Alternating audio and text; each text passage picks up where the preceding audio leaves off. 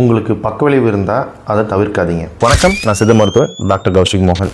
சில சமயத்தில் சின்ன மருந்து சாப்பிட்டா கூட பெரிய ஆபத்து காமிக்கலாம். உதாரணமாக நம்ம மருந்து சாப்பிட்டு என்ன மாதிரி சைடு எஃபெக்ட்லாம் வரலாம் அப்படின்னா, சின்ன விஷயம், கண்ணில் தண்ணி வரலாம், இல்லை மூக்கில் தண்ணி வரலாம், இல்லை அங்கங்கே உடம்புல ரேஷஸ் கூட வரும், சில டைம் லூஸ் மோஷனும் ஆகலாம். இது வந்து மைல்டான சிம்டம்க்கு. ஆனால் இதுவே சிவியராக இருந்துச்சுன்னா, ஒரு மருந்து சாப்பிட்டு இமீடியட்டாக அவங்களுக்கு அலர்ஜி ஏற்பட்டுச்சுன்னா என்ன மாதிரி காமிக்குன்னா, கண் இமைகள் வீங்கலாம், உதடு தடிக்கும், கை கால் வீங்கும், சில பேருக்கு உடம்பே கூட வீங்கும் வரும்.